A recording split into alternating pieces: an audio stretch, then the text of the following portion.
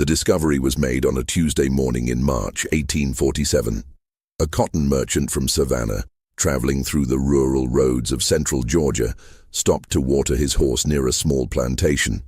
The air was thick with humidity, unseasonably warm for early spring. Fog still clung to the low places in the fields, creating an almost dreamlike quality to the landscape. Charles Dennison had been riding since dawn, eager to reach the next town before nightfall. His horse, a bay mare named Constance, had started favoring her left front leg about a mile back, and he'd decided not to push his luck. The small creek running alongside the plantation property seemed like a perfect place to rest. He dismounted, led Constance to the water, and was checking her hoof when he heard the sound. A bell ringing out across the fields, the signal for the enslaved workers to begin their day. It was a sound Dennison had heard 1,000 times before on plantations across Georgia. Nothing unusual about it, but what he saw when he looked up made him freeze mid-step. The workers were emerging from their quarters, a long wooden structure positioned about 200 yards from the main house. They moved in that particular way that enslaved people developed, efficient but not rushed, conserving energy for the long day ahead, avoiding any movement that might be interpreted as either laziness or insubordination. Among them were children. That wasn't unusual either. Children as young as 5 or 6 were often put to work in the fields, starting with simple tasks like carrying water or picking up dropped cotton. But these children were different, even from a distance. Even through the morning fog, Dennison could see that their skin was pale. Not the light brown of mixed ancestry that was common enough on plantations, but truly pale, almost translucent in the early morning light. As they moved into the fields, and the sun began to burn away the fog, he could see more details. Hair that ranged from light brown to almost blonde. Features that were unmistakably European. Dennison counted them as they dispersed into the cotton rows. 12 children, ranging from what looked like 3 or 4 years old to early adolescence. Every single one of them had similar features, similar builds, the same distinctive eye color that he could make out even at this distance, an unusual hazel green that caught the light. They looked like siblings. They looked like they all belonged to the same family. They did. An overseer appeared, a thick-set man carrying a long stick. Not quite a whip, but close enough to serve as a threat. He barked orders, and the children moved faster, taking their positions in the fields alongside the adult workers. The older ones carried baskets. The younger ones followed behind, learning, being trained in the work that would consume their lives. Dennison stood there, still holding his horse's hoof, trying to process what he was seeing. He'd been in the cotton trade for 20 years. He'd visited dozens of plantations. He'd seen enough to understand how the system worked, even if he tried not to think too hard about the human cost involved in the bales of cotton that made him his living. But this was different. This was something that made his stomach turn in a way he couldn't quite explain. He released Constance's hoof. The mare was fine, just a small stone that he'd already removed, and led her to a hitching post near the plantation entrance. He needed to know more, needed to understand what he was seeing.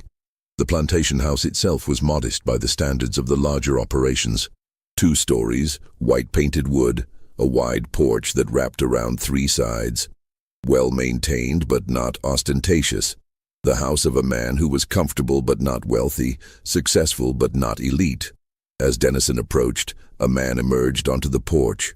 He was in his early 40s, Dennison estimated, with dark hair graying at the temples and a neatly trimmed beard.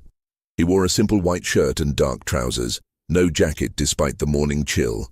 In his hand was a cup of coffee, steam rising from the rim.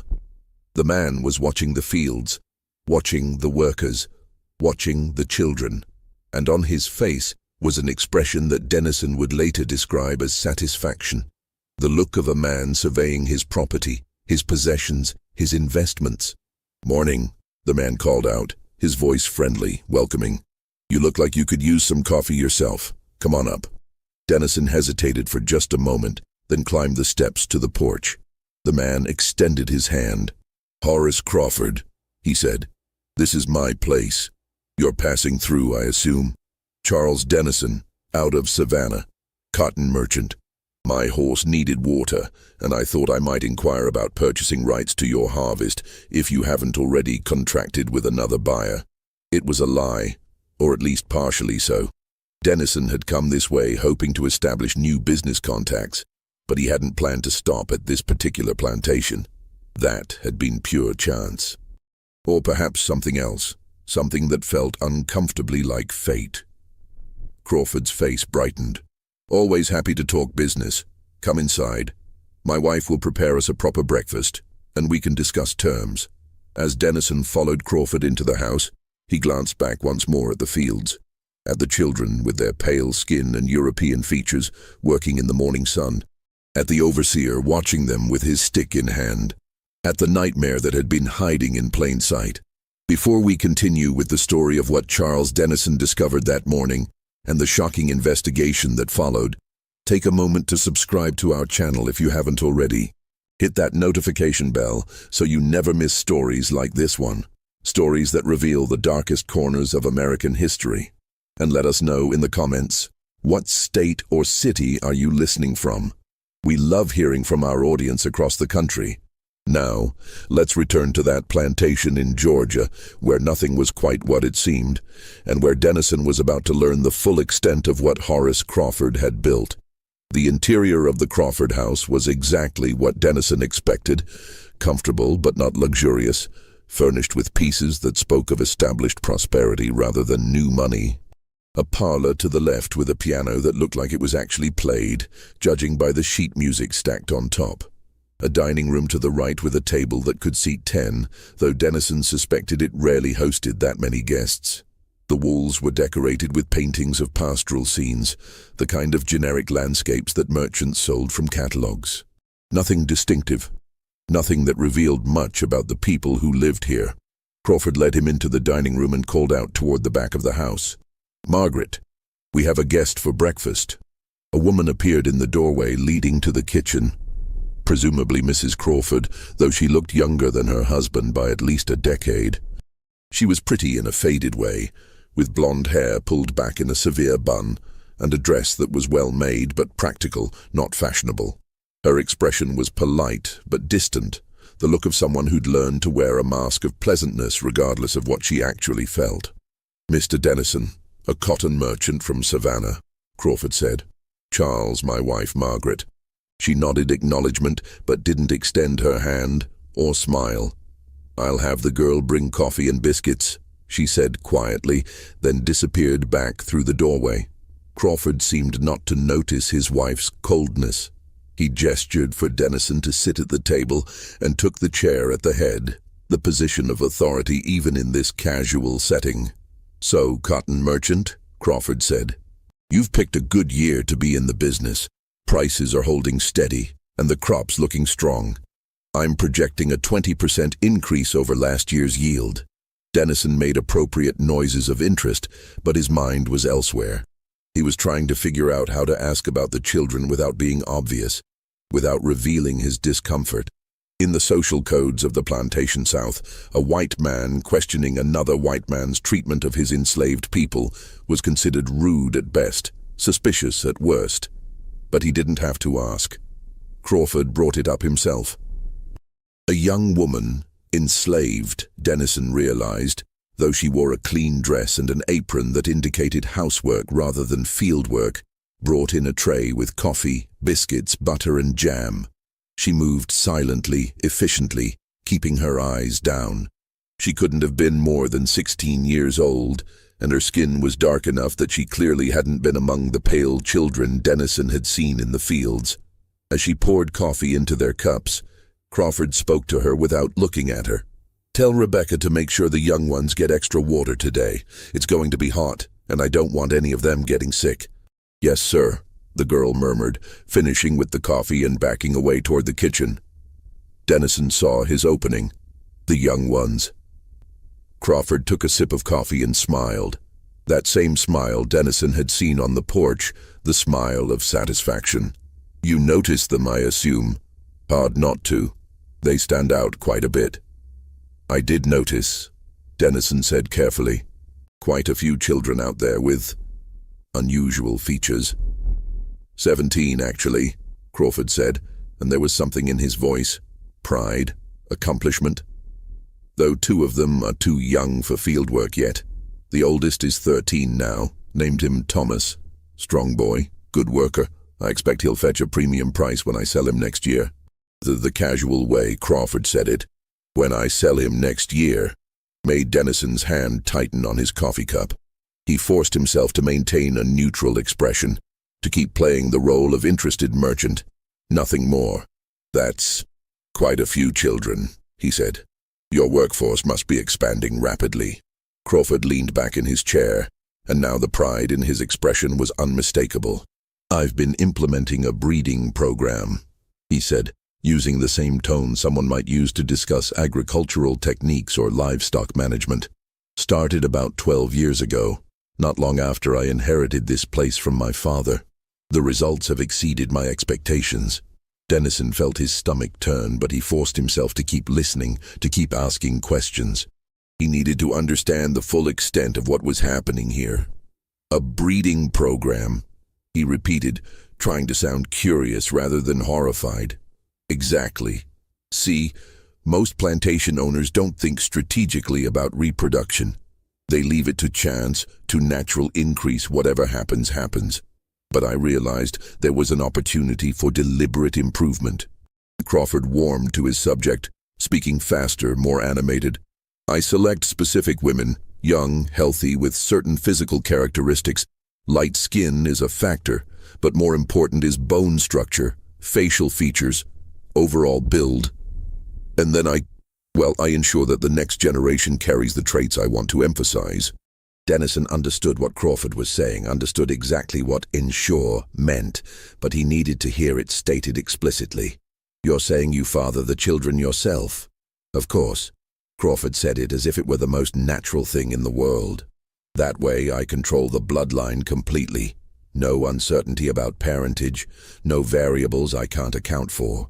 And the results speak for themselves. Those children you saw. Every buyer who's seen them has been impressed. They pass for white in most contexts, which means they're valuable for housework, personal service, positions where appearance matters. I can get twice what I'd get for a darker field worker. He was describing his own children, 17 of them, as products, as investments, as things to be sold for maximum profit. Dennison tried to imagine what that must be like, to grow up knowing your father viewed you as nothing more than property, as livestock to be bred and sold. The psychological horror of it was almost worse than the physical reality. And the mothers?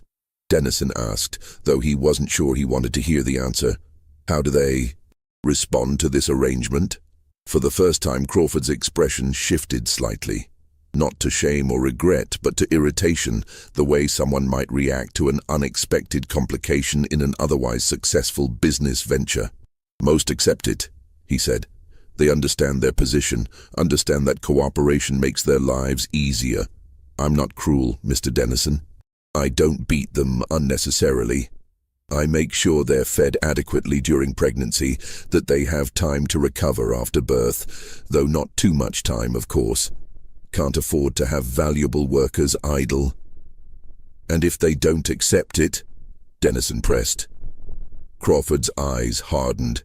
Then I make it clear that acceptance isn't optional. I own them, Mr. Dennison. They don't have the luxury of refusal.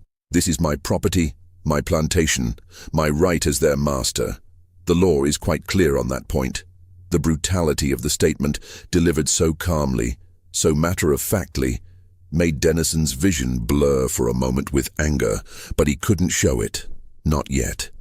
Not until he knew more, until he had evidence, until he could figure out what, if anything, could be done about this. Margaret Crawford reappeared in the doorway, her face still expressionless.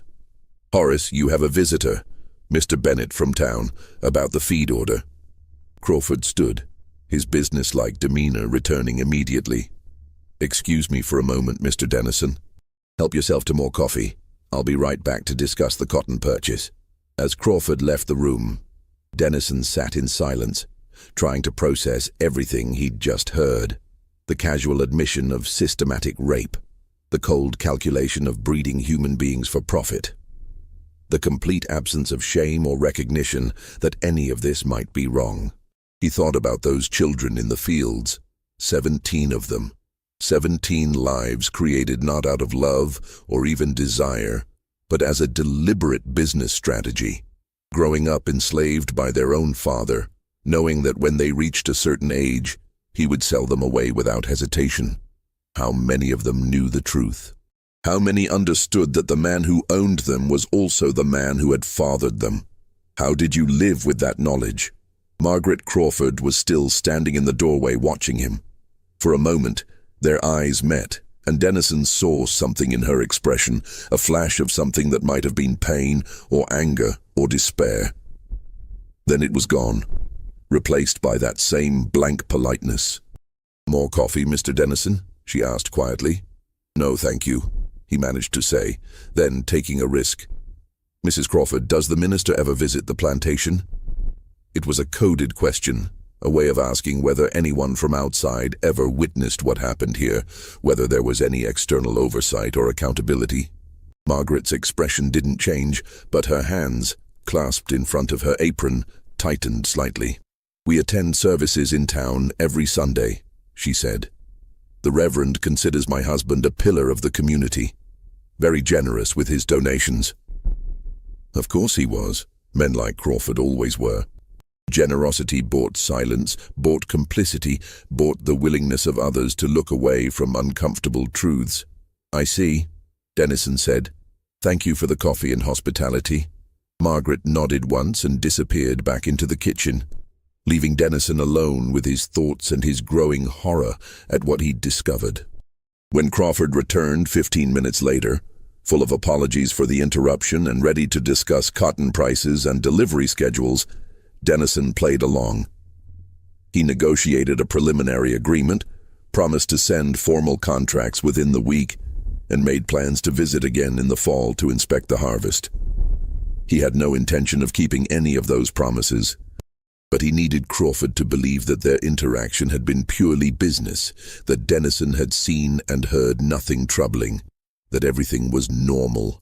As he rode away from the plantation an hour later, Constance moving at an easy walk beneath him, Dennison kept glancing back at the fields, at the children working in the sun, at the nightmare hiding behind a facade of southern gentility and economic prosperity.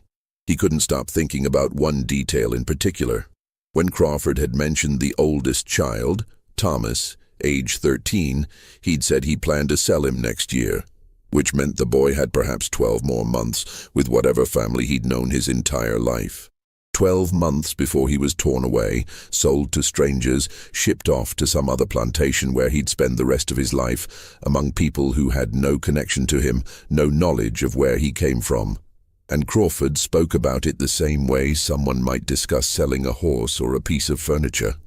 Charles Dennison had been born into a world where slavery was normal, where fortunes were built on the backs of enslaved labor, where white supremacy was so deeply embedded in the culture that most people never questioned it.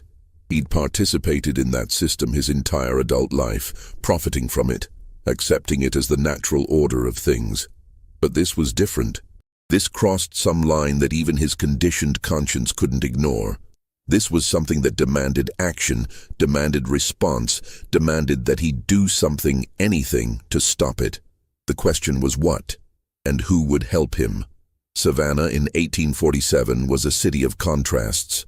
Elegant squares designed by James Oglethorpe a century earlier created pockets of ordered beauty amid the chaos of a booming port city.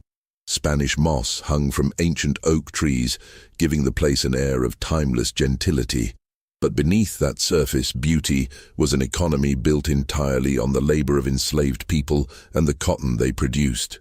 The city's docks were constantly busy with ships loading bales of cotton destined for textile mills in New England and England. Auction houses operated openly, selling human beings alongside furniture and livestock. Enslaved people moved through the streets, running errands for their masters, carrying goods, building the city's expanding infrastructure. Charles Dennison had an office in a building overlooking one of the main squares. From his window on the second floor, he could see the daily flow of commerce, the steady movement of capital and labor that made Savannah one of the wealthiest cities in the South. But when he returned from the Crawford plantation that Tuesday afternoon, he couldn't focus on the paperwork waiting on his desk. The ledgers that usually demanded his attention seemed meaningless. The cotton contracts that represented his livelihood felt like complicity in a system he was only now beginning to truly see. His clerk, a young man named Robert Parrish, noticed his distraction immediately. "Everything all right, Mr. Dennison? You seem troubled." Dennison looked up from the contract he'd been staring at without reading for the past 20 minutes. Robert was 23, born in Savannah, son of a local lawyer. Good with numbers, reliable, discreet.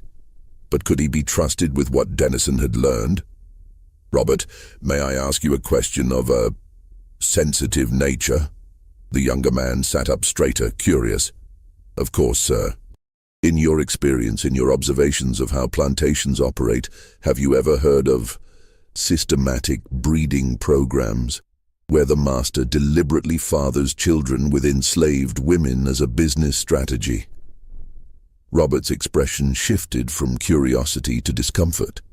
He glanced toward the door, as if checking to make sure no one else was within earshot, then spoke quietly. "I've heard rumors," he admitted. "Never anything specific, never anyone naming names. But there are stories, whispers about certain plantations where all the children look suspiciously similar to the owner. It's one of those things people know about but don't discuss in polite company." "Why not?" "Because what would be the point?"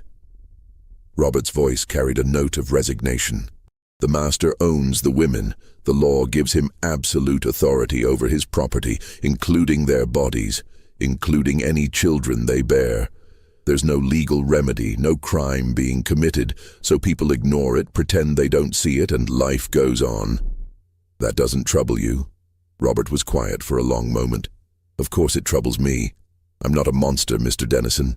But I'm also not naive. I know how the world works. The entire economy of this region, our livelihoods, our wealth, our society, it's all built on the labor of enslaved people. Once you start questioning one aspect of the system, where do you stop? How do you participate in any of it with a clear conscience?" It was the question Dennison had been asking himself all afternoon.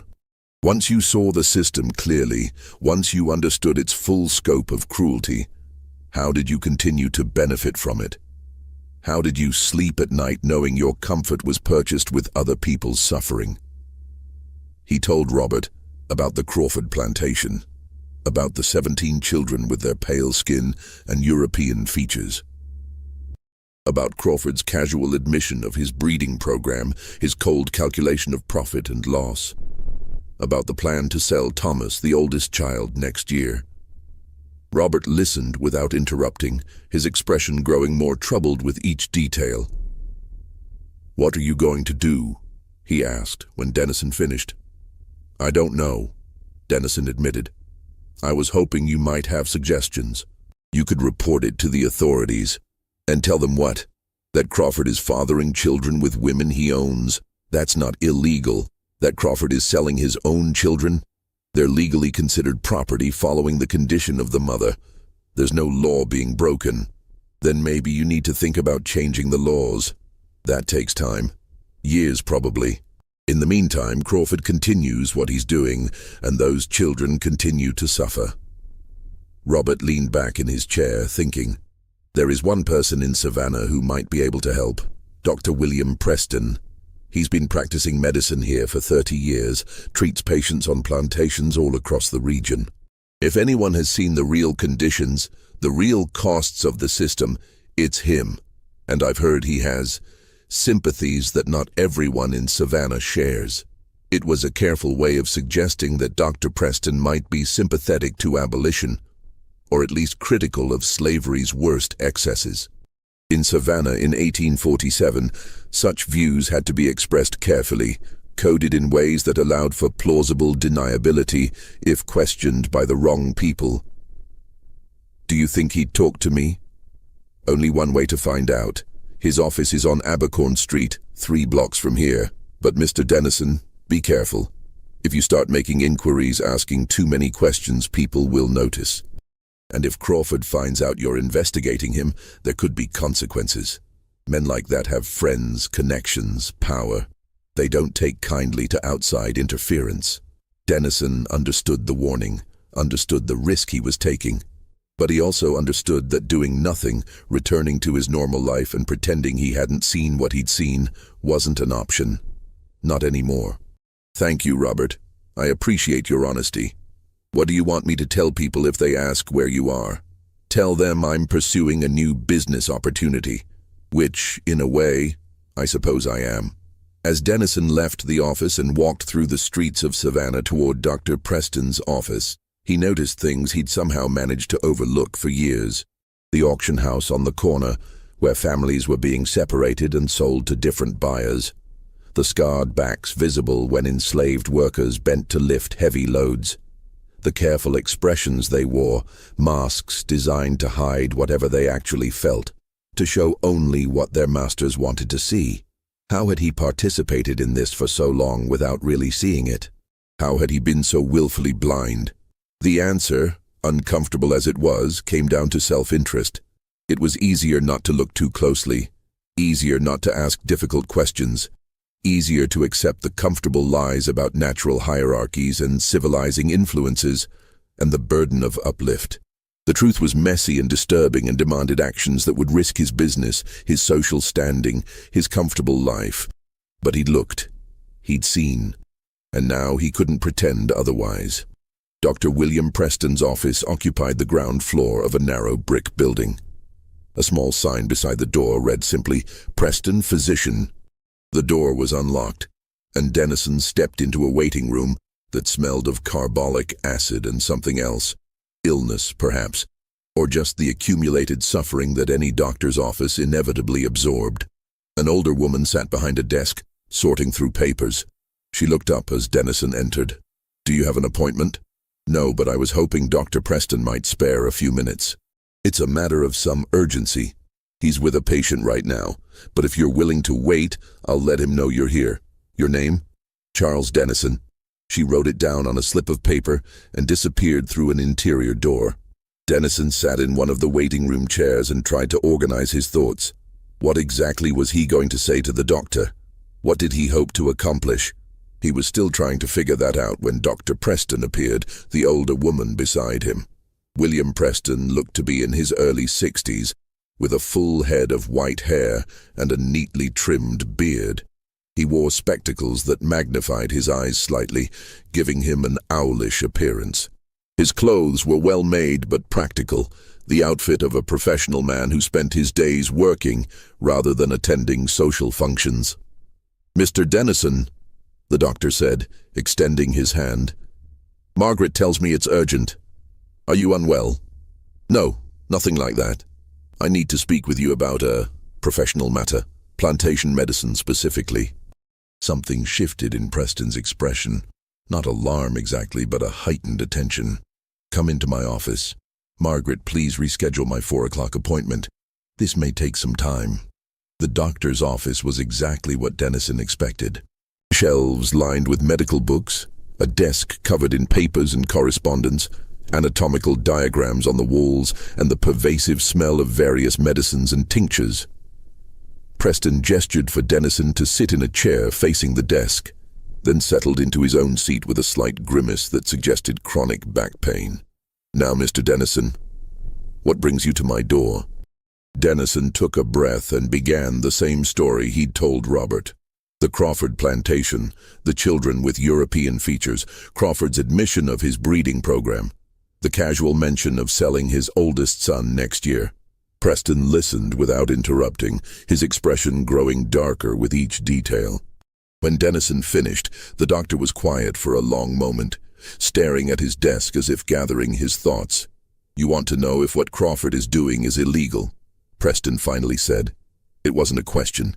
I want to know if there's any way to stop him." Preston stood, walked to a cabinet against the wall and pulled out a bottle of whiskey and 2 glasses. He poured generous amounts into both, handed one to Dennison, and drank deeply from his own before speaking again. "I've been practicing medicine in this region for 31 years, Preston said. "I've delivered hundreds of babies on plantations across Georgia. I've treated illnesses, injuries, complications from childbirth, wounds from punishments. I've seen things that would make a hardened soldier weep. And the Crawford situation, it's not even the worst I've encountered." The statement was delivered with such weariness, such resignation, that Dennison felt his hope beginning to fade. "But it is one of the most systematic," Preston continued. "Crawford isn't acting out of impulse or passion or even simple abuse of power.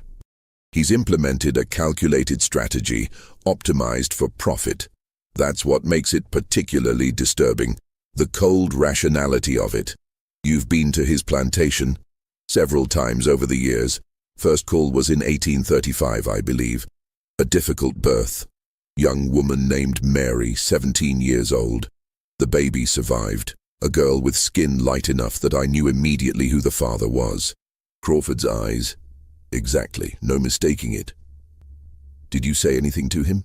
Preston laughed bitterly. "Say what? Congratulate him on his daughter? Remind him that she's also his property, that he could sell her or work her or do whatever he pleased, because the law gives him that right? I sewed up the woman, made sure the baby was breathing, collected my fee and left. That's what I did. That's what I've always done. But you kept going back. He kept calling for me. Difficult births, complications, infections. I delivered 6 or 7 of those children myself, maybe more. Lost count after a while." Preston finished his whiskey and poured another. "Do you know what the mortality rate is for enslaved women during childbirth, Mr. Dennison? About twice as high as it is for white women. Want to know why? Because they don't get adequate care before birth. They're forced back to work too soon after, and complications that would be treated seriously in a white patient get ignored until they become life-threatening." "Is that what happened on the Crawford plantation?" Preston's hand tightened on his glass. 3 women died on that plantation between 1835 and 1844. 3 that I know of. All of them within 2 weeks of giving birth. All of them because Crawford insisted they return to field work before they'd properly recovered. I argued with him, tried to explain the medical risks, told him he was endangering their lives. He didn't care. Said he couldn't afford to have valuable workers idle, said they were exaggerating their symptoms to get out of work, said I was being too soft. "That's murder," Dennison said quietly. "Is it?" Crawford would argue he was simply exercising his right to manage his property as he saw fit. That the women's deaths were unfortunate, but not his fault. Just the natural risks of childbirth. Any lawyer would raise reasonable doubt within minutes. Any jury of his peers, wealthy white men who own slaves themselves, would acquit him without hesitation. Dennison felt his frustration rising. So there's nothing that can be done? No law, no authority, no justice available? I didn't say that. Preston leaned forward. I said a criminal prosecution would fail. But there are other approaches, other ways to apply pressure, to create consequences, to make Crawford's life difficult enough that he might reconsider his practices. What kind of approaches? Preston stood and walked to his bookshelf, pulling down a worn leather journal.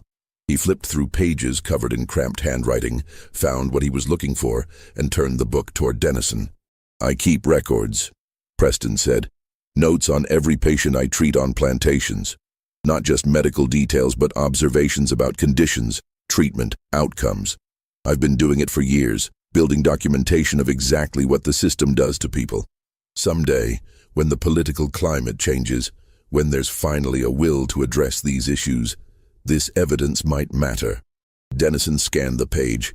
It was a detailed account of a birth at the Crawford plantation, dates, patient name, complications, Crawford's refusal to allow adequate recovery time, the woman's subsequent death from infection, all written in precise medical terminology that would be difficult to refute or dismiss as hearsay. How many of these do you have? Hundreds, maybe 1,000 pages by now. Multiple plantations, multiple owners, years of documentation. Preston closed the journal. But here's what matters for your purposes. I also have connections. Not the kind of connections that help in polite society, but the kind that might be useful for someone looking to challenge the system. People who help enslaved individuals escape to freedom. People who expose the worst abuses to northern newspapers. People who work in the shadows because that's the only place where justice is still possible. Dennison understood what Preston was suggesting. The Underground Railroad, abolitionist networks, activities that were not only illegal but could result in prison time, financial ruin, even violence if discovered. You're talking about breaking the law. I'm talking about following a higher law than the one written in Georgia's legal code. Preston met his eyes steadily. The question is whether you're ready to take that step. Because once you start down this path, there's no going back to comfortable ignorance. You'll have made an enemy of Crawford and everyone like him. You'll have risked everything you've built. Are you prepared for that? Dennison thought about those children in the fields. About Thomas, who had 12 months left before Crawford sold him away. About the mothers who died because Crawford valued cotton more than human life. About the systematic, calculated cruelty hiding behind a veneer of southern gentility. Yes, he said, I'm prepared. Tell me what I need to do. What Charles Dennison was about to uncover would lead him into the darkest corners of Georgia's plantation system, and into an underground network of resistance that risked everything to fight back. If you're as captivated by this true historical mystery as we are, hit that like button now, and drop a comment telling us what you think should happen to Horace Crawford. Should he face justice, or does the system protect men like him? Let's find out together what Dennison discovered next, because the full extent of Crawford's operation was even more disturbing than anyone imagined. Dr. Preston didn't give Dennison specific names or locations. That would have been too dangerous, too easily traceable if anyone ever questioned Dennison about his activities. Instead, he gave him a series of carefully worded instructions that sounded innocent to anyone who might overhear, but carried specific meaning to those who understood the code. There's a Quaker meeting house about 15 miles outside Savannah, Preston said. They gather for worship every Wednesday evening. If you were to attend, you might find people sympathetic to your concerns. Ask to speak with the elder who leads the service. Mention that you're interested in learning about their community's charitable work. Charitable work. That was code for Underground Railroad activities, for the network that helped enslaved people escape to freedom. Will they trust me? Dennison asked. Not immediately. But if you're patient, if you demonstrate genuine commitment rather than just momentary outrage, they'll eventually bring you into their confidence. These people risk their lives regularly, Mr. Dennison. They're not going to involve someone who might betray them at the first sign of trouble. How long will it take to establish that trust? Weeks, possibly months. This isn't something that can be rushed. Preston paused. In the meantime, you should continue your investigation. Learn everything you can about Crawford's operation. Document it. Build a case. Even if the law won't act now, that evidence might be valuable in the future. And it will help the network understand what they're dealing with, what risks they'd be taking to intervene. Dennison nodded. What specifically should I be looking for? Financial records, if you can access them. How much Crawford paid for the mothers. How much he's received from selling the children. That establishes the profit motive, makes it clear this isn't just abuse but calculated exploitation. Birth and death records, if they exist. Testimony from people who've witnessed conditions on the plantation, other doctors, merchants who've visited, even enslaved people from neighboring properties who might have information. And most importantly, find out where Crawford sells the children when they reach selling age, who buys them, where do they go. If we can establish a network of buyers who specifically purchase these light-skinned children, we might be able to apply pressure from multiple directions. It was a daunting list, the kind of investigation that would normally require official authority and legal resources. But Dennison had something else. Motivation, connections in the merchant community, and the ability to travel throughout the region without raising suspicion. One more thing, Preston said as Dennison was preparing to leave. Be very careful. Crawford isn't stupid. If he suspects you're investigating him, if he thinks you pose a threat, he'll act to protect himself. These people have no qualms about violence when their interests are threatened. Document everything, but don't let him know what you're doing. That night, Dennison couldn't sleep. He lay in his bed in his comfortable Savannah townhouse, staring at the ceiling, thinking about those children. What were they doing right now? Sleeping in rough quarters, exhausted from a day of labor under the brutal sun. Did they dream of freedom, or had they never known anything else, never imagined life beyond the boundaries of Crawford's property? He thought about Thomas, the 13-year-old boy Crawford planned to sell. Did Thomas know yet? Had Crawford told him, or would it be a surprise, men showing up one morning to take him away from everyone he'd ever known? How did you process that, the knowledge that your own father considered you property worth less than the price of a good horse? Around 3 a.m, Dennison gave up on sleep. He lit a lamp, found paper and ink, and began making notes. Everything he remembered from his visit to the Crawford plantation, every detail of his conversation with Crawford, every observation about the children, the property, the conditions. It wasn't much yet, just preliminary notes. But it was a start. The beginning of a record that would grow over the coming weeks and months into something substantial, something damning, something that might, if he was lucky, make a difference. The following Wednesday, Dennison attended the Quaker meeting house outside Savannah. It was a simple building, plain wood construction without the ornamentation that decorated most churches in the region. About 20 people were gathered inside when he arrived, sitting in silence on benches arranged in a square around an empty center space. The silence was unnerving at first. Dennison was used to church services with sermons, hymns, structured liturgy. But the Quakers simply sat, waiting for the Spirit to move someone to speak.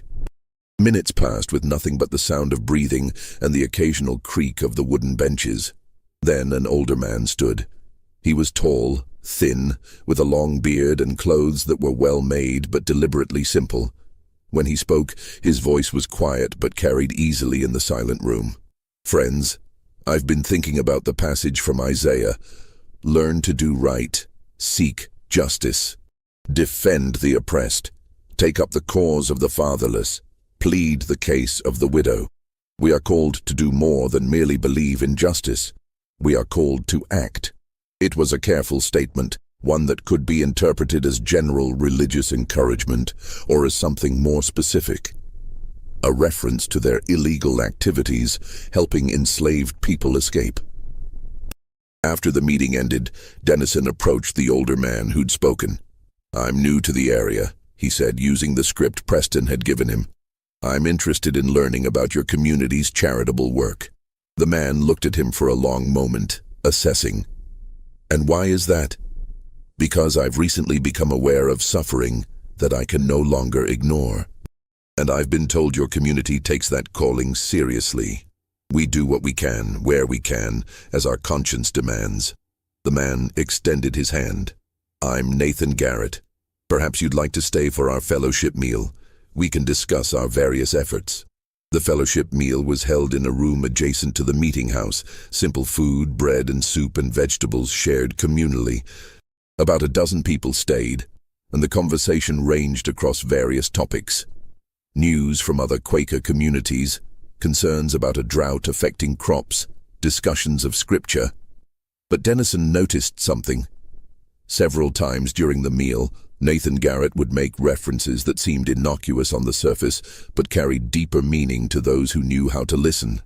A mention of traveling friends who needed assistance, a comment about goods that needed to be transported north, a question about whether anyone had room to host visitors in the coming weeks. It was all coded, all carefully worded to avoid explicit discussion of illegal activities. But the meaning was clear to anyone paying attention. After the meal, as people were cleaning up, Garrett approached Dennison again. "Walk with me," he said quietly. They stepped outside into the warm Georgia evening.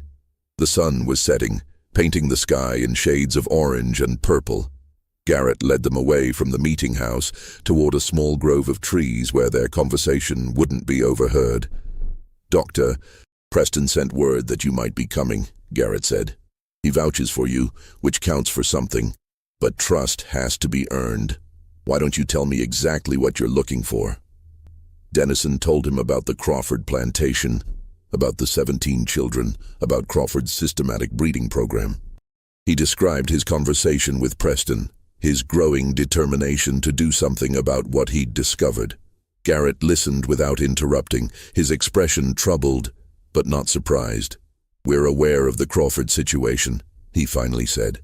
"We've been monitoring it for several years. The problem is access. The plantation is relatively isolated. Crawford keeps tight control over his workforce, and any attempt to help people escape would be extremely dangerous. We've helped a few individuals over the years, people who were being transported or who managed to run on their own and found their way to us. But a coordinated effort to remove multiple people from an active plantation? That's much more difficult. But not impossible. Not impossible. Just risky. We'd need detailed information about security, routines, when people are moved off the property. We'd need safe houses established along a route north, reliable conductors willing to take on a dangerous job. And we'd need to be absolutely certain that the people we're helping want to leave, understand the risks, and won't panic halfway through and reveal the network. How can I help establish that?" Garrett studied him carefully. "You're a merchant. You have a legitimate reason to visit plantations, to conduct business. You could make regular visits to Crawford's property, observe conditions, learn routines, potentially make contact with the enslaved people there. Not directly. That would be too suspicious. But there are ways to leave messages, to establish communication. It's slow, careful work. Nothing dramatic, nothing heroic. Just patient, methodical intelligence gathering. Are you willing to do that?" It wasn't what Dennison had expected. He'd imagined something more immediate, more active, but he understood the necessity of caution. Moving too fast, being too obvious, would endanger everyone involved. "Yes," he said, "I'm willing. Then we'll teach you how to communicate safely, how to observe without being obvious, how to recognize people in the network, how to move goods, by which I mean human beings, without attracting attention." Garrett paused. "But understand this, Mr. Dennison. Once you're involved, you're committed. You can't walk away if things get difficult or dangerous. Too many lives depend on discretion and reliability. If you're not absolutely certain you can maintain this commitment, tell me now, and we'll part as friends with no hard feelings." Dennison thought about his comfortable life in Savannah, his business, his social standing, his freedom to come and go as he pleased. Everything he was risking by joining this network. Everything he stood to lose if he was caught.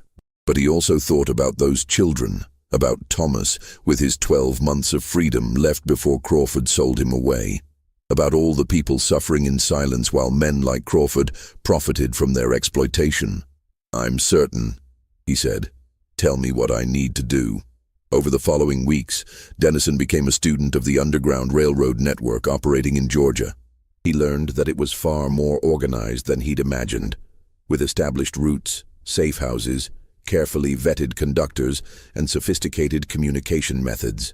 Messages were passed through coded letters that looked like ordinary business correspondence.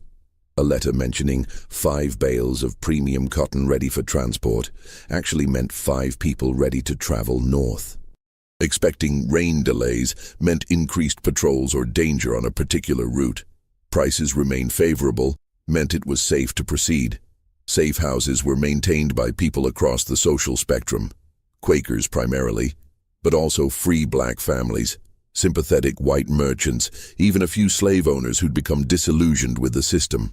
Each house knew only the locations immediately before and after their own position in the network, limiting the damage if anyone was captured and forced to reveal information. Conductors were the most valuable and most dangerous role. These were people who actually guided escapees from one safe house to the next, traveling at night, avoiding main roads, constantly alert for patrols or slave catchers. Most conductors were themselves formerly enslaved, people who'd escaped north and then returned south repeatedly to help others. The risks they took were extraordinary. Dennison began making regular trips to the Crawford plantation, using the pretense of negotiating cotton purchase agreements. Each visit, he observed more details. He learned that Crawford employed 2 overseers, one for the fields, one for the house and grounds. He noticed that security was tightest at night, but relaxed somewhat on Sundays when Crawford and his family attended church in town. He identified potential opportunities. Once a month, Crawford sent a wagon to town for supplies, usually accompanied by 2 or 3 enslaved people who did the loading. That represented a potential window, a time when people were off the plantation property and might be helped to disappear during the trip. But the challenge was making contact with the enslaved people themselves, communicating the possibility of escape without alerting Crawford or his overseers. That required patience and subtlety. He found his opportunity through a woman named Rebecca, the one who worked in the house serving meals. She was young, dark-skinned, and moved with the careful invisibility that enslaved people developed to avoid attention. But Dennison had noticed something. When she served food, when she cleaned rooms, her eyes were always watching, always observing. She was intelligent, alert, and carefully hidden behind a mask of subservience. On his 4th visit to the plantation, while Crawford was occupied elsewhere, Dennison deliberately left a folded piece of paper under his coffee cup. On it, he'd written a simple message in small, neat handwriting. "Friends, wait north. If you wish to travel, leave a blue ribbon on the fence post by the main road." It was dangerous. If the wrong person found the note, if Rebecca reported it to Crawford, Dennison would be arrested immediately. But he had to take the risk. Without contact, without communication, all his planning was meaningless. 3 days later, when he rode past the Crawford plantation on another business trip, he saw it. A small piece of blue fabric tied to the fence post, barely visible unless you knew to look for it. Rebecca had found the note, and she wanted to leave. Establishing communication with Rebecca was just the beginning. Dennison needed to understand how many people might want to escape, whether they understood the risks, and whether they'd be able to maintain the discipline necessary for the journey north. He passed another message during his next visit, this time hidden inside a newspaper he left in the kitchen. The message was slightly more detailed. "How many wish to travel? Can you move without being caught?" The response came 2 weeks later, delivered through a free black man who worked as a carter, transporting goods between plantations. The man had connections to the network, though Dennison didn't learn his name. That kind of information was shared only on a need-to-know basis for everyone's protection. The message was written in barely legible handwriting, probably by someone who taught themselves to read and write in secret, at great risk. But the meaning was clear. 6 of us could go. 4 mothers, 2 oldest children, need help getting off property. Crawford watching close since last month. Someone tried to run and got caught. 6 people. It was more than Dennison had hoped for initially, but also more complicated. Moving 6 people through Georgia, keeping them hidden, maintaining security, the risks multiplied with each additional person. He brought the message to Nathan Garrett at the next Wednesday meeting. 6 is a significant group, Garrett said, his expression troubled. We'd need to move them in stages, probably split them into smaller groups for the journey, and we'd need a very good opportunity to get them off the property without immediate pursuit. What kind of opportunity? Ideally, a situation where they're expected to be away from the plantation for a legitimate reason, which gives us hours or even a full day before Crawford realizes they're not coming back. The monthly supply run you mentioned might work, but we'd need more information. How many people usually go? How closely are they supervised? What's the route? Dennison realized he needed to learn more, needed to be more systematic in his observations. He began making detailed notes after each visit, not just about security and routines, but about the people themselves. their names, their ages, their relationships to each other. He learned that among the 6 who wanted to escape were 2 women he'd heard Crawford mention: Louisa, who'd borne 3 of Crawford's children, and Hannah, who'd borne 5. Both were still relatively young. Louisa was 26, Hannah 31. But they looked older, worn down by years of forced childbearing and hard labor. The 2 children were Thomas, the 13-year-old boy Crawford planned to sell, and a 12-year-old girl named Ruth. Both had Crawford's distinctive eyes. Both had spent their entire lives knowing their father owned them. The other 2 women were younger, Abigail, 19 and pregnant, and Susan, 22, with 2 children still too young to travel. The dynamics were complex. Susan didn't want to leave her younger children behind, but she also couldn't take them on such a dangerous journey. Hannah wanted to help the younger women escape, even if she couldn't go herself. Thomas was determined to leave before Crawford sold him, but worried about his younger siblings. It was exactly the kind of complicated, emotionally fraught situation that made Underground Railroad work so difficult. These weren't just bodies to be transported from point A to point B. They were people with relationships, obligations, fears, hopes, and any plan had to account for all of that.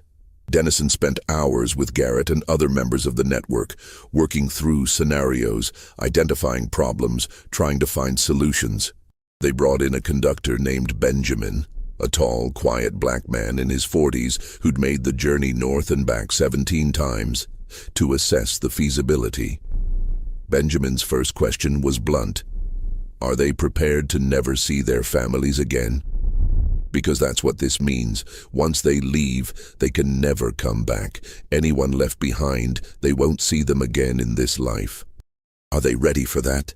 It was the hardest question, the one that made many potential escapees decide to stay despite terrible conditions. The system counted on those emotional bonds, on people being unwilling to abandon family even to save themselves. I think they understand, Dennison said, but I'm not sure. I haven't been able to speak with them directly. Then that needs to be your next step, Benjamin said. Before we commit to this, before we risk conductors and safe houses, you need to make absolutely certain these people are committed. Because if someone panics halfway through, if someone decides they made a mistake and wants to go back, they endanger everyone. I've seen it happen. I've seen entire networks exposed because one person couldn't handle the pressure. It was a reasonable concern, one that Dennison hadn't fully considered. He'd been focused on logistics and planning, but the human element, the psychological readiness, was just as crucial. How do I assess that without being obvious? You find a way to meet with them privately. Not on the plantation, Crawford would notice, but somewhere neutral, somewhere you can have an honest conversation. Benjamin thought for a moment. The monthly supply run. If you could arrange to be in town on the same day, if you could create a situation where you're alone with them for even a few minutes, that might be enough. It was risky, but everything about this plan was risky. Dennison agreed to try. The next supply run was scheduled for the first week of June. Dennison arranged to be in town that day, ostensibly conducting business with various merchants, but actually waiting for the wagon from Crawford's plantation. It arrived mid-morning, driven by one of Crawford's overseers, a thick-set man named Polk, who had a reputation for cruelty. With him were 3 enslaved people: Rebecca, who Dennison had been communicating with, a man named Daniel, and Thomas, the 13-year-old boy. They spent 2 hours loading supplies: sacks of flour and cornmeal, barrels of salt pork, tools, fabric, medicines. Dennison watched from across the street, waiting for an opportunity. It came when Polk went into a tavern, leaving the 3 people to finish the loading. Dennison crossed the street quickly, approaching the wagon as if he were just another merchant checking on his own goods. "Rebecca," he said quietly, not looking directly at her. "The blue ribbon message. I need to know if you and the others understand what you're committing to." She continued working, but her voice was steady. "We understand. We know we can never come back. We know the risks. Are all 6 of you certain? Because if anyone has doubts, If anyone might change their minds during the journey, it's better to know now. Thomas, loading a barrel onto the wagon, spoke without turning around. We're certain. Crawford's selling me next month. He moved up the date. If we don't go soon, I won't get another chance. Next month. That changed everything. They'd been planning to wait until July, when conditions might be more favorable. But if Thomas was being sold in June, they'd have to move faster. Can you be ready in 2 weeks? Dennison asked. We can be ready tomorrow, Rebecca said. We've been ready for years. Just tell us when and how. Dennison quickly explained the basic outline of the plan. On the next supply run, they'd arrange for Polk to be delayed, possibly arrested on some minor charge that would be dropped later, but would keep him occupied for several hours. During that window, the 6 escapees would be moved to a safe house in town, hidden, and then transported north that night. There are safe houses all the way to Ohio, Dennison said. People who'll hide you, feed you, keep you safe, but you have to trust them, follow their instructions exactly, and never panic no matter what happens. Can you do that? Yes, Rebecca said simply. Thomas nodded without speaking. What about the others? Louisa, Hannah, Abigail, Susan? They're ready. Susan decided not to come. Can't leave her babies, but she'll help the rest of us get away. She'll cover for us, give us time. It was exactly what Dennison needed to hear.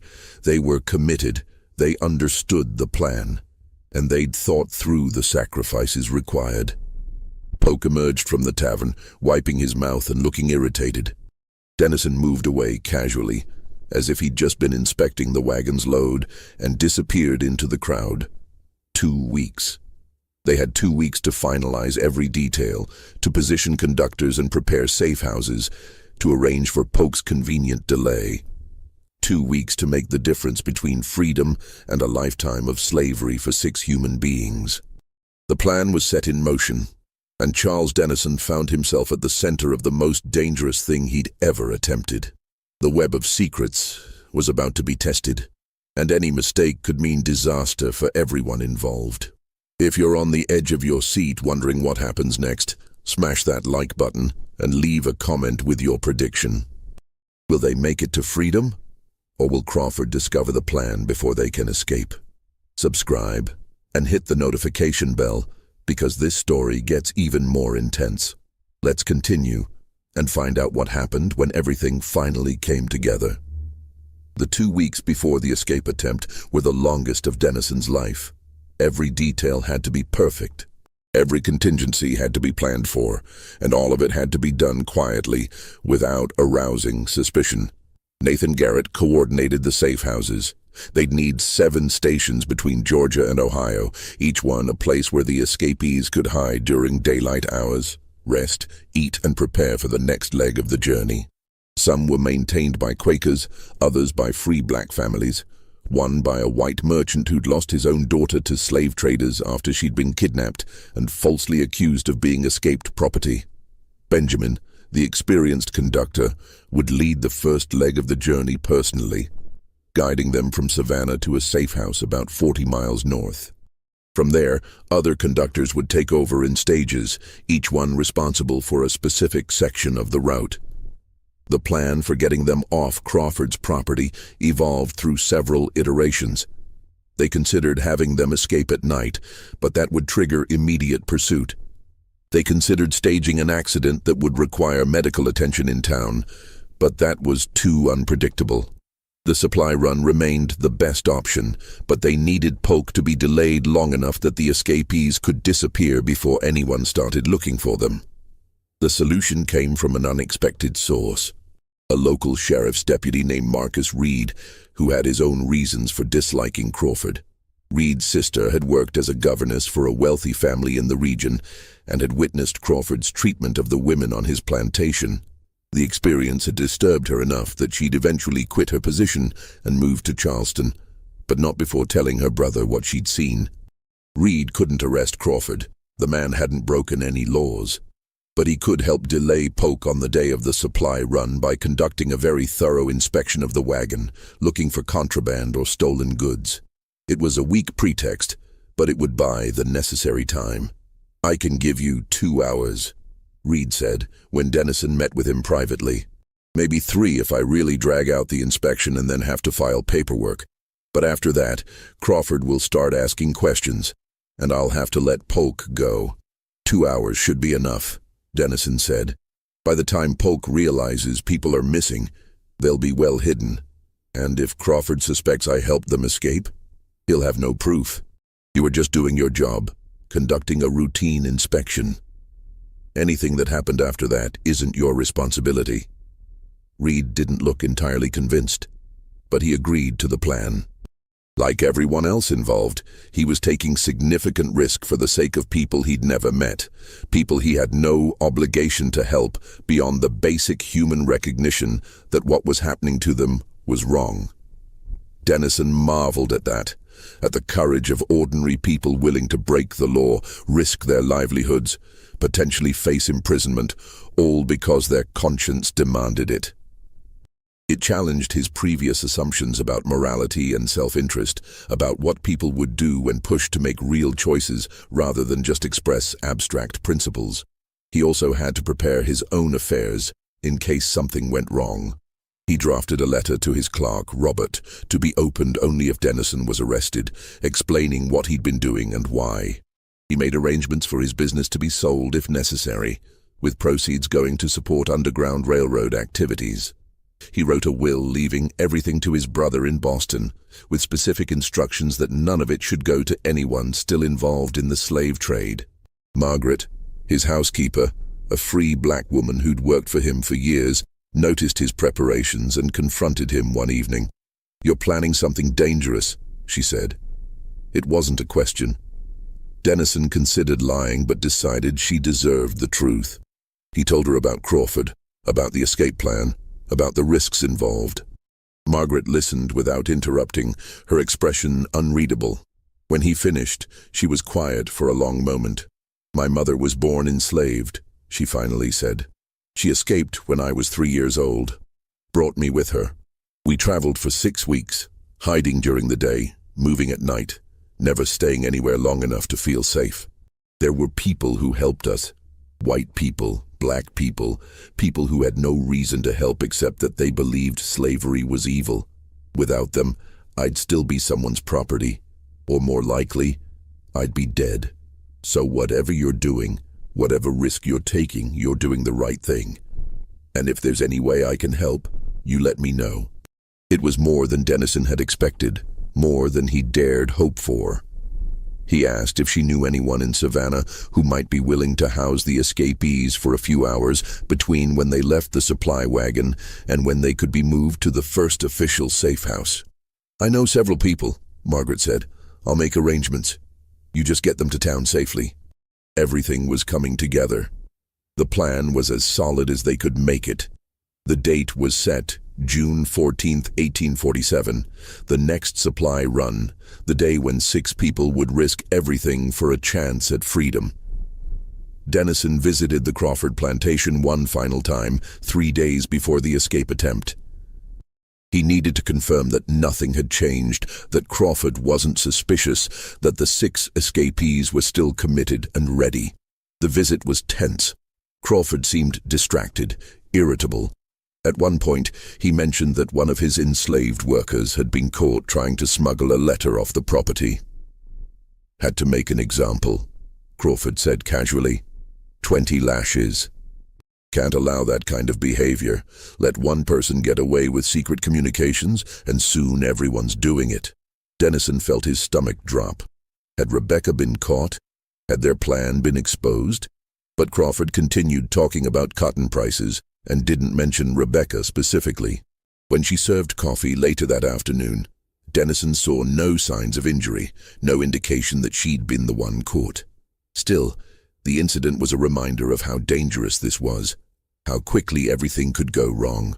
As he was leaving, Dennison managed to pass one final message to Rebecca, just 2 words written on a slip of paper tucked under a plate. "Still ready?"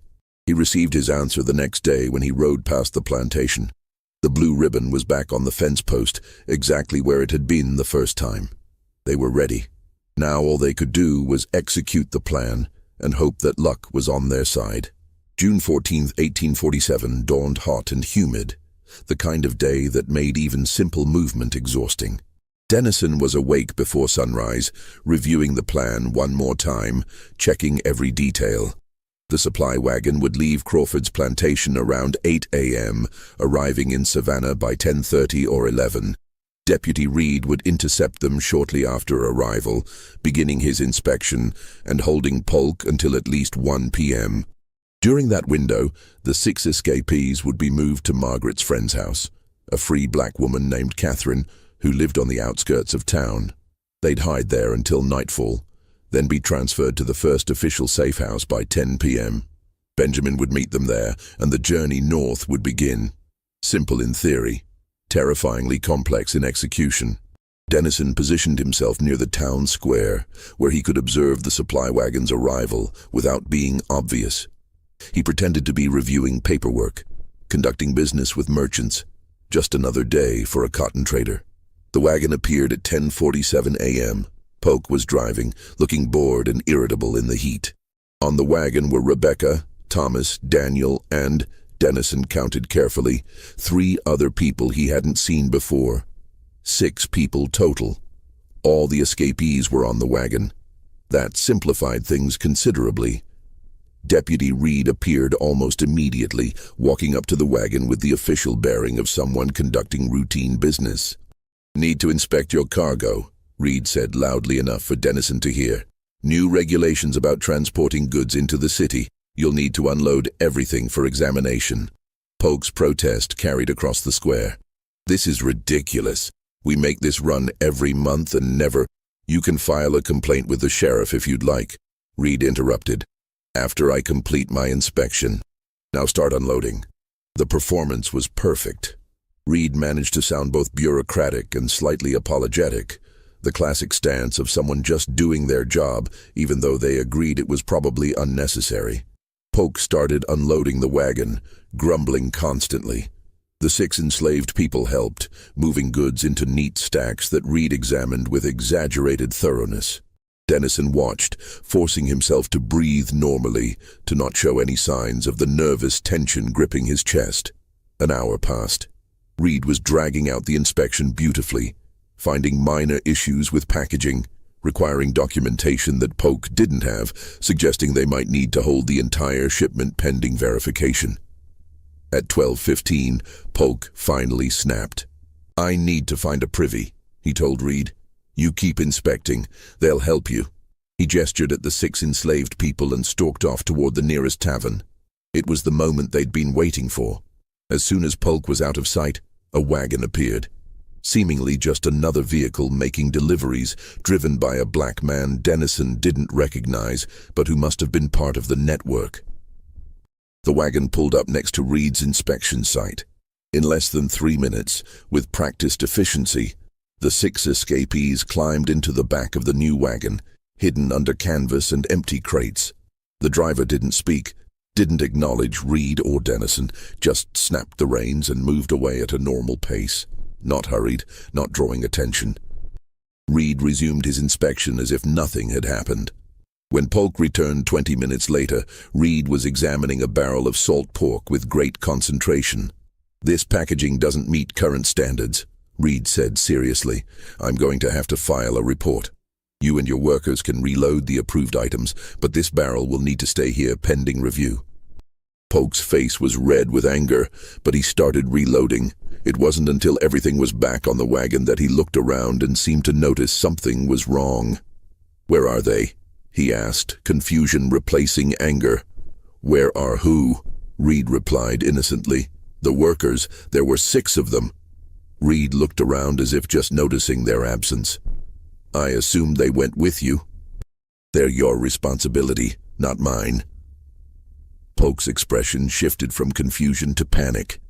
He started searching the immediate area, calling names, asking merchants if they'd seen 6 people matching their descriptions.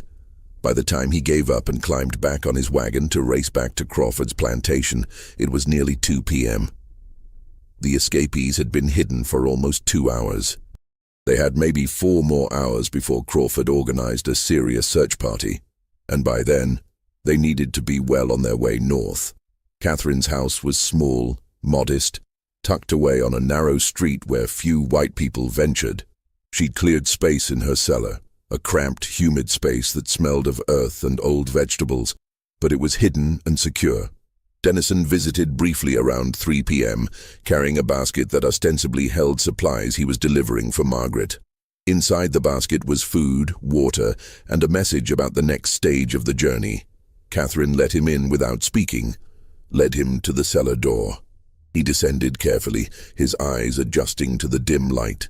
The 6 escapees were huddled together in the corner, looking exhausted and terrified and hopeful all at once.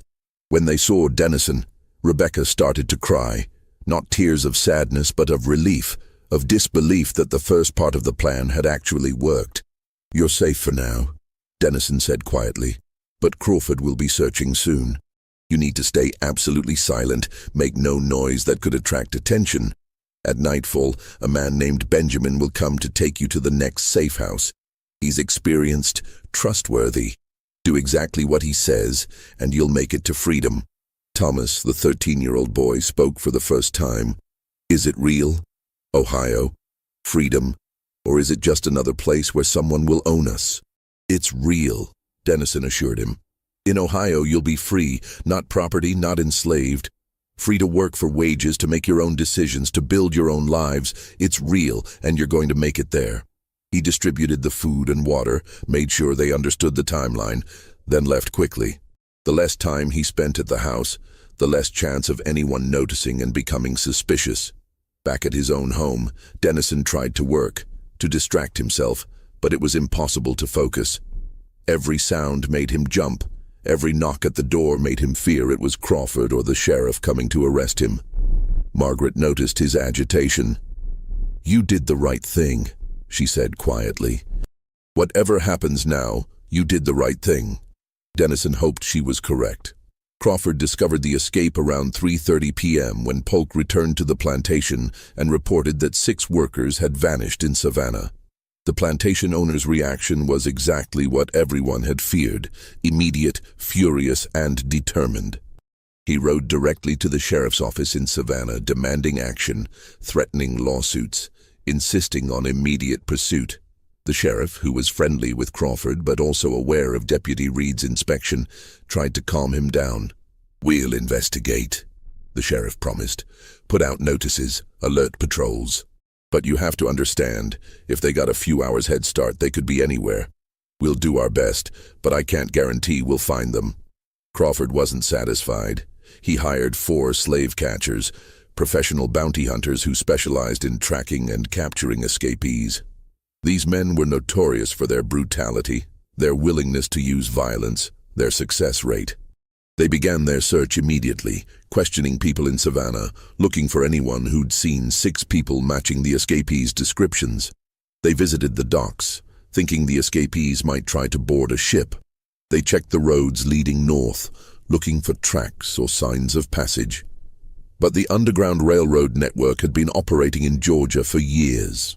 They knew how to hide people, how to mislead searchers, how to create false trails that led nowhere. By the time darkness fell and Benjamin came to collect the escapees from Catherine's cellar, the slave catchers were 20 miles away, following a deliberately planted rumor that someone had seen a group matching the description heading west toward Alabama.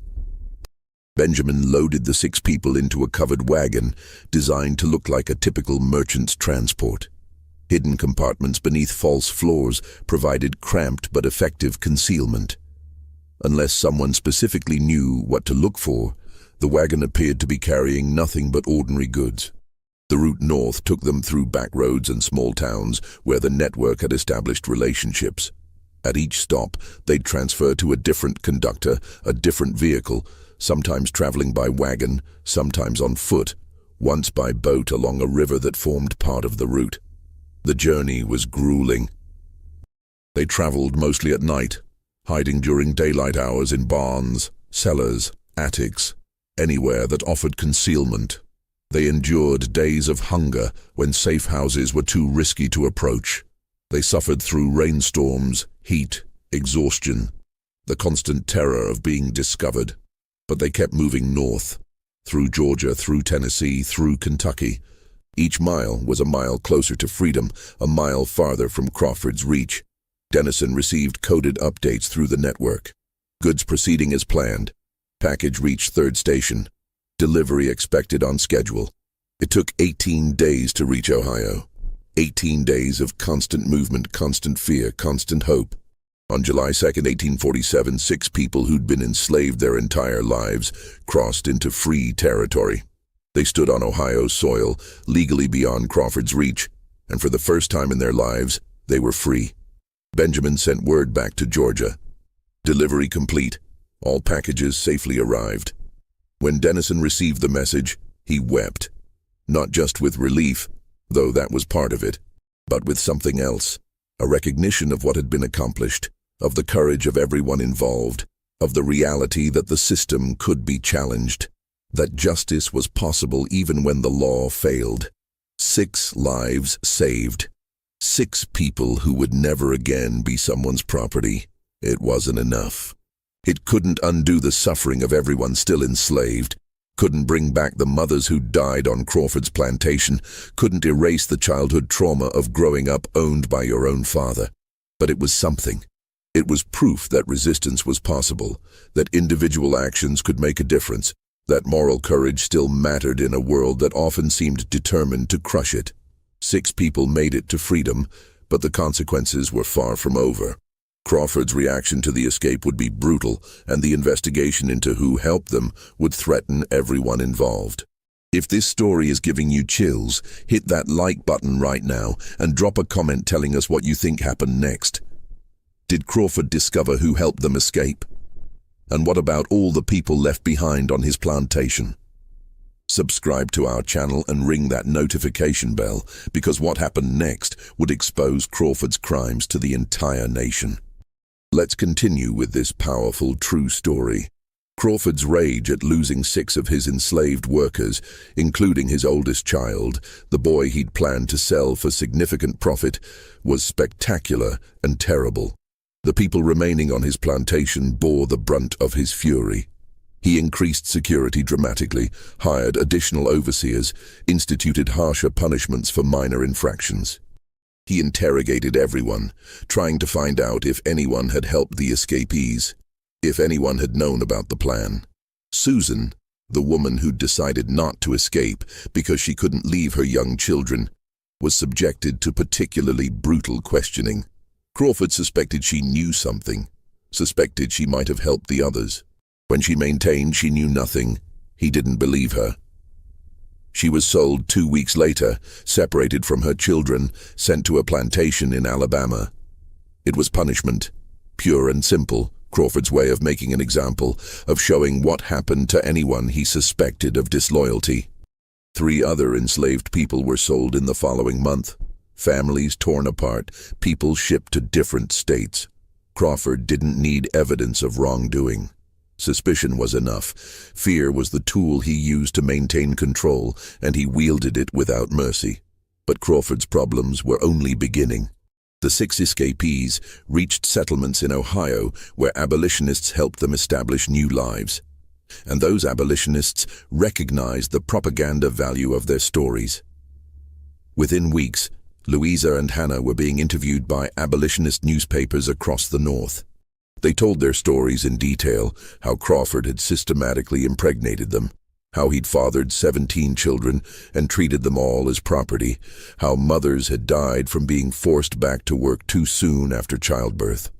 The accounts were published in Pennsylvania, New York, Massachusetts, Ohio. They were reprinted in pamphlets, cited in speeches, used as evidence of the moral bankruptcy of the entire slave system. The Georgia breeder became a shorthand reference in abolitionist circles, Crawford's name synonymous with the worst excesses of plantation slavery. His face was caricatured in political cartoons. His actions were denounced from pulpits and lecture halls across the North. At first, Crawford tried to fight back. He published denials in Georgia newspapers, claiming the women were lying, insisting he'd always treated his enslaved workers humanely, according to the customs of the region. He threatened lawsuits against northern publications for defamation, but the details were too specific. too well documented to be easily dismissed. Dr. Preston, emboldened by the publicity, provided copies of his medical records to abolitionist organizations, confirming the births, the deaths, the timeline that Louisa and Hannah described. Other witnesses came forward, merchants who'd visited the plantation, neighboring plantation owners who'd observed Crawford's practices.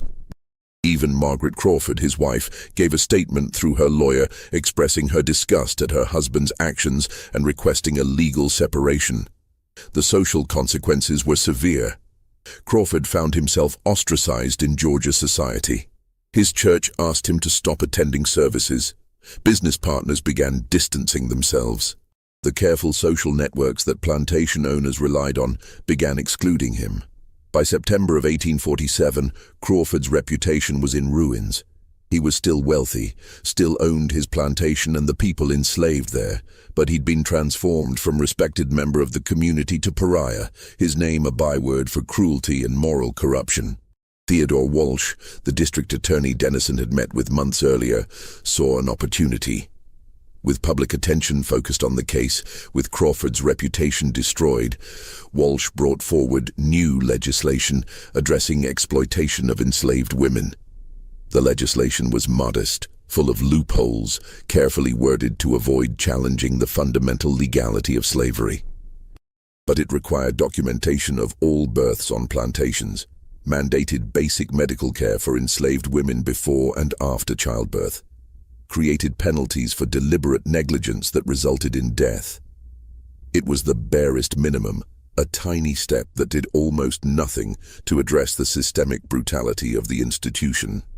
But in the context of Georgia in 1847, even that tiny step represented a significant shift, an acknowledgement that even within the framework of slavery, there were limits to what society would tolerate. The legislation passed in November, opposed by many plantation owners, but supported by enough moderate voices that it became law. It was named unofficially the Crawford Act, a permanent reminder of the man whose actions had made it necessary.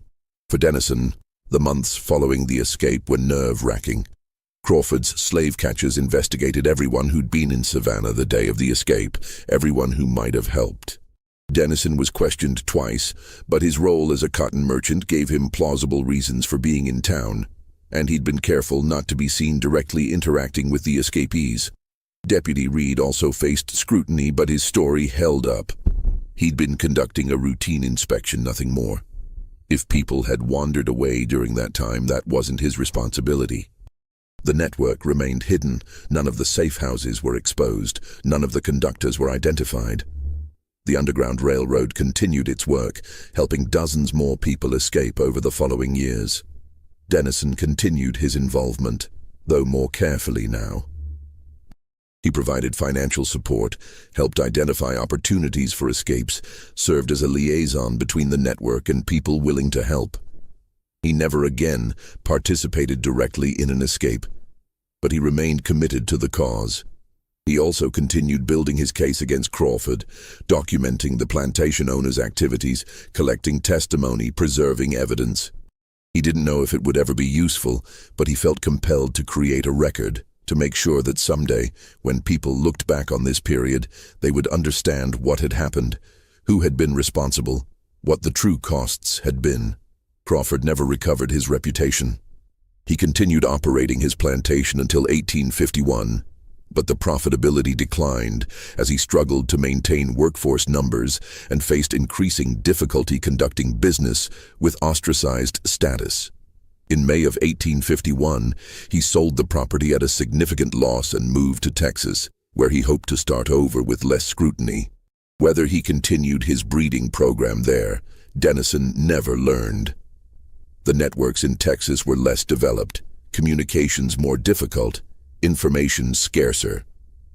But Crawford had left a legacy in Georgia. 17 children who bore his features, his eyes, his genes. Those who remained enslaved on the plantation were sold along with the property. Some ended up on other Georgia plantations. Others were transported to Alabama, Mississippi, Louisiana, scattered across the South. Their fates varied. Some remained enslaved until the Civil War freed them in 1865. Others were sold north before the war and gained freedom earlier. A few escaped through the Underground Railroad network that Denison continued to support. Thomas, the 13-year-old boy who'd been the first to commit to the escape, grew up in Ohio. He learned to read and write, worked as a carpenter, married a woman he'd met in the free black community there. He had 4 children, and he made sure every one of them knew their history, knew where they'd come from, knew the price that had been paid for their freedom. Ruth, his sister, became a teacher in a school for black children. She wrote about her experiences growing up enslaved by her own father, trying to help others understand the psychological complexity of that situation, the ways it damaged people in ways that went beyond physical suffering. Louisa, one of the mothers who escaped, struggled at first in Ohio. The trauma of what she'd experienced, combined with the grief of leaving 3 children behind, left her deeply depressed. But slowly, with support from the community, she began to heal. She remarried, had 2 more children. Children who would grow up free, children who would never know slavery. Hannah, who'd borne 5 of Crawford's children, became involved in the abolitionist movement. She traveled across the North, giving speeches about her experiences, raising money for Underground Railroad activities, helping other escapees adjust to freedom. Her testimony was powerful, personal, impossible to dismiss or ignore. Abigail gave birth to her child, a son, 3 months after reaching Ohio. She named him Charles, after the merchant who'd risked everything to help her escape. Years later, she wrote Denison a letter thanking him, telling him that her son was healthy and free, that he would grow up with opportunities she'd never dreamed possible. The letter was one of Denison's most treasured possessions. He kept it in his desk drawer, took it out and reread it whenever he felt discouraged, whenever he questioned whether his actions had made any real difference. Dr. Preston continued his work for another decade. His medical journal, documenting the conditions on Georgia plantations, grew to over 1,000 pages. He never published it during his lifetime, too dangerous, too potentially destructive to too many people, including himself. But he preserved it carefully, left instructions for it to be donated to a historical society after his death. The journal was finally published in 1869, 4 years after the Civil War ended, as part of a collection of first-person accounts documenting the reality of slavery. It became an important historical source, cited by historians and researchers trying to understand the lived experience of enslaved people and the medical costs of the system. Nathan Garrett and the Quaker Network continued their work throughout the 1850s. They helped hundreds of people escape from Georgia and surrounding states, never publicizing their activities, never seeking recognition, simply doing what their conscience demanded. Garrett died in 1862, before the Emancipation Proclamation, before he could see the system he'd fought against finally begin to crumble.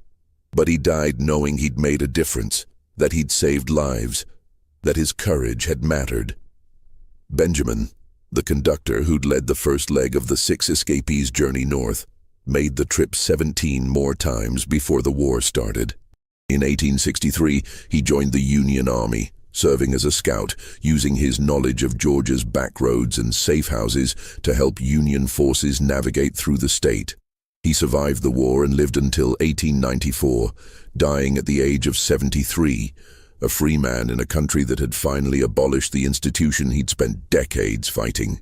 Charles Denison lived until 1873.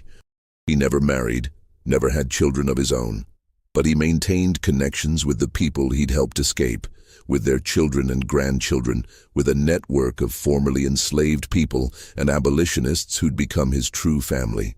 Before his death, he wrote a detailed account of the Crawford case, the discovery, the investigation, the escape, the aftermath. He included copies of letters, financial records, testimony, everything he'd collected over the years. He donated it all to the Massachusetts Historical Society, where it still resides, a primary source for historians studying the Underground Railroad and plantation slavery in Georgia. His account was published posthumously in 1875, 2 years after his death, as part of a collection of Underground Railroad narratives. It provided valuable details about how the network operated, how individual moral courage could challenge systemic injustice, how ordinary people had risked everything to fight slavery. The children Crawford had fathered, those 17 lives he'd created as property, as investments, as commodities, most of them survived to see emancipation in 1865. A few had already died by then, claimed by disease or accident or the general brutality of enslaved life. But the majority lived to experience freedom, to build lives as autonomous human beings rather than someone's property. One of them, a woman named Martha, who'd been born on the plantation in 1846, wrote an autobiography in 1891. It was a slim volume, barely 100 pages, published by a small press that specialized in formerly enslaved people's narratives. The book was titled, "Owned by My Father, A Childhood in Georgia." It was stark, unsentimental, filled with details about daily life on the Crawford plantation, about the psychological complexity of being enslaved by your own parent. The most powerful passage came near the end. People ask me if I hated him. I tell them hate is too simple a word for what I felt. He was my father. He was my owner. He gave me life. He stole my childhood. He made sure I had enough to eat because I was valuable property. He sold my older brother when I was 7 years old. How do you hate someone who exists in all those roles at once? I spent 18 years enslaved by my father, trying to understand what I was to him. A daughter, a slave, an investment, all three, none. The question drove me half mad with trying to figure it out. When I was finally free, when the war ended and the soldiers came through Georgia telling us we weren't property anymore, I expected to feel pure joy. But what I felt was more complicated. Relief, yes. Hope, yes. But also grief for the childhood I never had, rage at what was done to me and my mother and my siblings, confusion about who I even was without that identity as property. It took me 20 years to make peace with my history, to accept that my father was a monster who created me, to understand that I could honor my mother's sacrifice and suffering without being defined by it, to build a life that was truly my own. I married a good man. We have 3 children. They know their history. I've made sure of that. They know where they came from, what their grandmother endured, what their mother survived. But they also know they're free, that they belong to no one but themselves, that they have opportunities I could never have imagined as a child, picking cotton in my father's fields. That's what freedom means. Not forgetting the past, but not being trapped by it either. Building something new. Making sure our children have better than we had. Making sure the world changes so what happened to us can never happen again. I'll never forget my father, but I've made peace with never forgiving him either. Some things are simply beyond forgiveness, and that's okay. I've built a good life anyway. I've found joy anyway. I've created a family where love isn't conditional on ownership, where my children are seen as human beings, not as property. That's my revenge. That's my victory. Living well, living free, making sure my father's legacy dies with his generation while my mother's legacy, her courage, her endurance, her refusal to be broken, lives on through us. The story of the Crawford plantation raises uncomfortable questions about complicity, about how systems of oppression function, about what it takes to challenge injustice. Crawford himself is an easy villain. His actions were monstrous, his calculations cold, his treatment of his own children indefensible. But Crawford didn't operate in isolation. He existed within a system that enabled and protected him. A legal structure that classified human beings as property, an economic system that profited from their labor, a social structure that looked away from abuses as long as they happened on private property. All the people who knew or suspected what Crawford was doing but said nothing, the neighbors who noticed but didn't speak up, the merchants who conducted business with him, the church members who sat beside him in pews, they were complicit too. Not in the same way Crawford was guilty, but complicit nonetheless in a system that made his actions possible. Charles Dennison was part of that system too, for 20 years, until the day he visited Crawford's plantation and couldn't ignore what he saw any longer. His later actions don't erase his earlier participation in the cotton trade, his earlier profits from enslaved labor. But they do suggest that change is possible, that even people deeply embedded in unjust systems can choose differently when confronted with evidence they can no longer rationalize away. The Underground Railroad network demonstrated what moral courage looks like in practice. Not grand gestures or heroic speeches, but patient, dangerous, unglamorous work. People like Nathan Garrett, Benjamin, Catherine, Margaret, Dr. Preston, they risked everything repeatedly, not for recognition or reward, but because they believed slavery was wrong and they refused to be bystanders. The 6 people who escaped, Rebecca, Thomas, Ruth, Louisa, Hannah, Abigail, demonstrated different kinds of courage, the courage to hope for something better, the courage to risk death for freedom, the courage to leave behind people they loved because staying meant accepting slavery forever. And the people left behind, Susan, who couldn't leave her young children, the other mothers and siblings who remained enslaved, they demonstrated yet another kind of courage, the courage to endure, to survive, to maintain humanity and dignity in a system designed to strip both away. The Crawford case eventually became a footnote in history, one case among thousands, one plantation among tens of thousands, 17 children among millions who were born into slavery. But for the people involved, for the 6 who escaped and the 11 who remained, for the mothers who died and the mothers who survived, for Charles Dennison and Dr. Preston and everyone in the network who helped, it wasn't a footnote. It was their lives, their choices, their moments of courage or complicity or survival. The broader system of slavery continued until the Civil War ended it, more than 13 years after the events described here. The structural racism that slavery created persisted long after emancipation, shaping American society for generations. The trauma experienced by enslaved people reverberated through their descendants, creating psychological and economic disadvantages that never fully healed. But individual actions still mattered. 6 people lived free because of what Dennison and the network accomplished. Their children and grandchildren grew up in freedom. The ripple effects of that one escape, multiplied by thousands of similar escapes facilitated by the Underground Railroad, made a difference that can't be quantified, but was real nonetheless. The story of Crawford's plantation is a story about power and its abuses, about systemic injustice and individual resistance, about the worst aspects of human nature and the best. It's a story that makes us uncomfortable because it forces us to think about complicity, about what we would have done in that time and place, about how we respond to injustice in our own time. It's a story without easy answers, without simple heroes and villains, or rather, with a clear villain in Crawford, but with everyone else existing in moral complexity, making imperfect choices in an impossible situation. It's a story that happened, not a legend, not a myth, but documented history. People lived these events. People suffered, fought, escaped, survived, died. Their lives mattered. Their stories matter. Their choices, for good or ill, shaped the world we inherited. And perhaps that's the real lesson. That history isn't abstract. It's made of individual choices, individual moments of courage or cowardice, individual decisions to challenge injustice or look away.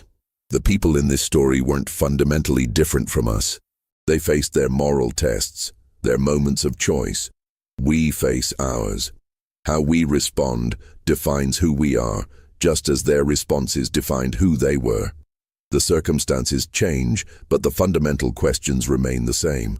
What do we do when confronted with injustice? When do we stop being complicit? What are we willing to risk for our principles? Who are we willing to help, even at great cost to ourselves? The Crawford plantation is gone now, long since broken up and sold. The fields where those 17 children worked are planted with different crops or built over with houses. The people are all dead. Crawford, Denison, the escapees, the ones left behind, all buried and gone. But the story remains, a testament to what happened, a reminder of where we came from, a challenge to think about where we're going and what kind of world we're building for our own children and grandchildren. That's why these stories matter. Not because they're comforting, they're not, but because they're true. And truth, however uncomfortable, is always worth preserving. This story shows us that the most horrifying chapters of history aren't about ghosts or supernatural evil. They're about the very real cruelty that humans inflict on each other when systems of power allow them to treat people as property. The Crawford plantation was real. The 17 children were real. The escapes, the courage, the brutality, the resistance, all of it happened. What do you think of this story? Do you believe you would have had the courage to help, like Charles Denison and the Underground Railroad Network?